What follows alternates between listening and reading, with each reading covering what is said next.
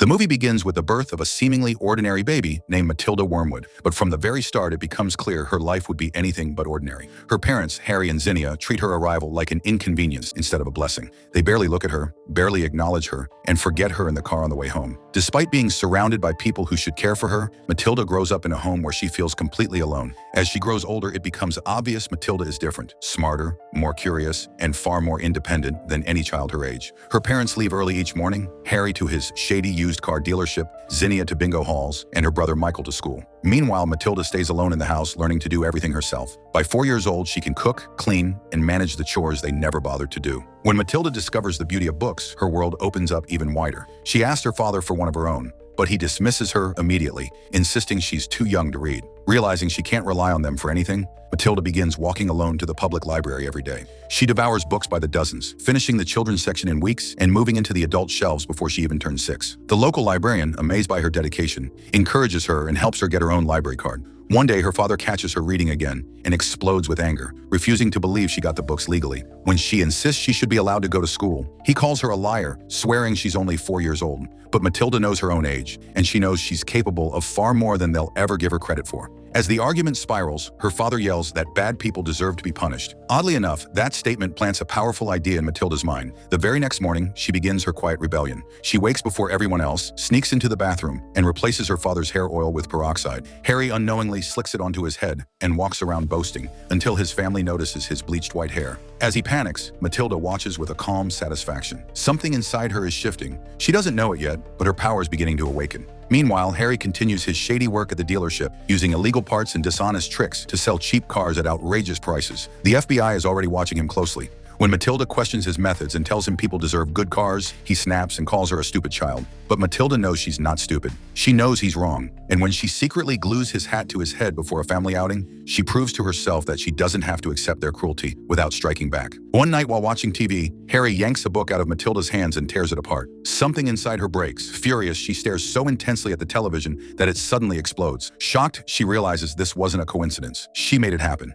She has a power her parents can't take away. Something magical, something extraordinary. The next day, Harry unknowingly sells a faulty car to the one person who will change Matilda's life forever. The strict and terrifying headmistress of Cruncham Hall, Miss Trunchbull. She buys the car, only to discover it barely works, and storms off furious. But for Matilda, this sale becomes a miracle. Harry announces she will finally be going to school. Matilda is thrilled. At last, she'll be around children like her, people who might treat her differently. Cruncham Hall turns out to be nothing like she imagined. The building is old and gloomy, and the students live in constant fear of Miss Trunchbull, a woman who thinks children are mistakes and delights in punishing them. But Matilda also meets Miss Honey, the gentle, soft-spoken teacher, who immediately sees how special she is. Miss Honey encourages her intelligence and tries to move her into a more advanced class, but Miss Trunchbull refuses and threatens Matilda with her infamous torture chamber, the Chokey. Miss Honey tries to speak with Matilda's parents, hoping they'll value her daughter's brilliance, but they ignore her. At school, Matilda witnesses one of the most horrifying punishments. A boy named Bruce is forced to eat an entire giant chocolate cake after being accused of stealing a slice. When the students rally behind Bruce, cheering him on, he triumphs. But Miss Trunchbull punishes the entire school with hours of detention.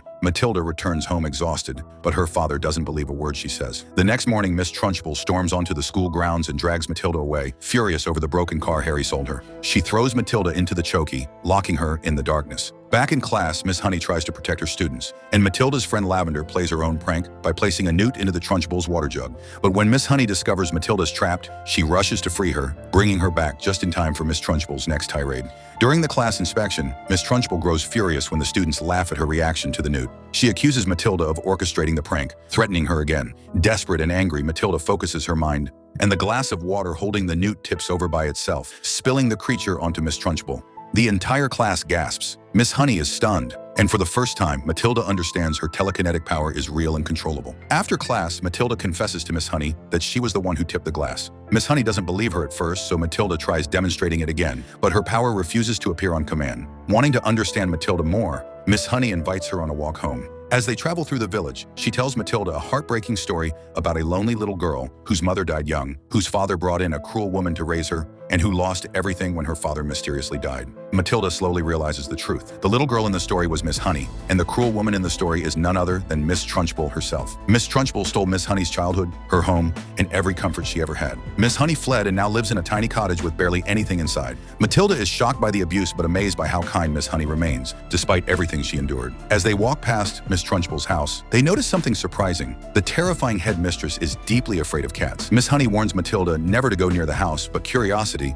and a growing sense of justice sparks something inside Matilda. She knows Miss Honey deserves her life back. She knows someone must stand up to Miss Trunchbull, and she feels a strange sense of responsibility forming within her. Later, when Matilda's mother hosts undercover FBI agents disguised as speedboat salesmen, Matilda realizes the danger her family is in. She begins practicing her telekinesis in secret, pushing herself harder and harder. Soon she can move objects, spin them, and control them with precision. When she catches the agents snooping in their garage, she uses her powers to distract them, buying her father more time. But she knows this can't go on forever. That night, Matilda decides she must confront Miss Trunchbull once and for all. She sneaks to the headmistress's mansion and climbs onto the roof, using binoculars to spot Miss Honey's treasured doll locked inside. Concentrating with all her strength, she uses her powers to lift the doll and float it through the hallways, inch by inch, toward the open window. But retrieving the doll is only the beginning. Matilda still has one more mission: to terrify Miss Trunchbull into surrender. Using her powers, Matilda unleashes a one-girl supernatural storm inside the house. She manipulates clocks, portraits, furniture, and chocolate wrappers, creating the illusion that Miss Honey's deceased father has returned to haunt his murderer. Miss Trunchbull, who has always feared the spirit of the man she wronged, panics and flees the house in sheer terror. Matilda escapes into the night, leaving behind only her ribbon. Miss Trunchbull later finds the ribbon and realizes Matilda was behind the haunting. Furious, she prepares to unleash her wrath on the students. Meanwhile, Matilda returns the rescued doll to Miss Honey and finally shows her the full extent of her powers, levitating objects effortlessly around the room. Miss Honey is astonished but also proud. Matilda is using her talent for good. The next day, Miss Trunchbull storms into the classroom determined to break the students' spirits once and for all. But Matilda is ready. As the principal starts barking orders, Matilda uses her telekinesis to write a chilling message on the chalkboard, signed by Miss Honey's father's spirit, accusing Miss Trunchbull of her crimes. Terrified beyond reason, Miss Trunchbull screams, throws a desk, and runs away from the school forever, never to return. With Miss Trunchbull gone, Miss Honey finally reclaims her childhood home and begins restoring her life. Matilda visits often, finding peace and happiness in the warm environment she never had before. But her family's situation is deteriorating fast. The FBI is closing in, and her parents' illegal activities are about to catch up with them. One day, Zinnia barges into Miss Honey's home, announcing the family is fleeing town immediately. Matilda is devastated. She doesn't want to leave the one person who truly loves her. For the first time in her life, she begs. She pleads. She asks them to sign adoption papers so Miss Honey can become her legal guardian. At first, her parents hesitate, but deep down, they know they've never cared for her the way they should have. Zinnia finally admits she never understood Matilda and never took the time to. Harry, desperate to escape the police, signs the papers without a second thought. And just like that, Matilda is freed from the family that never wanted her. She runs straight into Miss Honey's arms, tears of joy and relief streaming down her face. She has a home. She has love. She has a future. Miss Honey becomes the new principal of Cruncham Hall, transforming it into a bright, joyful place where children are treated with kindness and respect. And as Matilda settles into her new life, one thing becomes clear. Despite everything she endured, she never stopped believing in herself. And in the end, she found the family she truly deserved. If you enjoyed this cinematic journey through Matilda's world, make sure to hit that like button, subscribe, and turn on the notification bell so you'll be the first to catch every new recap. Drop a comment below telling us your favorite Matilda moment, and check out more epic stories right here on the channel. There's always another adventure waiting.